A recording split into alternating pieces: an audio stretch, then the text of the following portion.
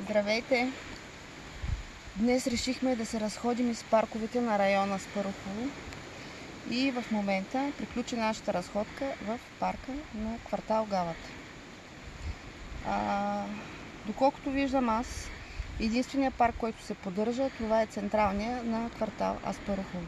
Този, в който ние в момента се намираме, е в ужасно състояние. Значи, това да се разходиш из него, ако си майка с малко дете и с количка, е мисия невъзможна. Места за почивка и отдих няма. Никакви кошчета за боклук. Мисля, че даже хората на квартала, дори и кучетата ни се разхождат тук, тъй като няма дори как нормално да се придвижваш в този парк.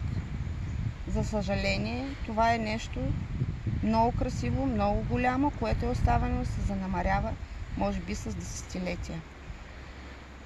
Из този парк, като се разхожда човек, стига долу до плажа. За мен това е нещо, което трябва да се захване по-бързо общината, да се озелени наново, да се ремонтира, тъй като има голям потенциал да се развие като място за отдих, за почивка, за разходка.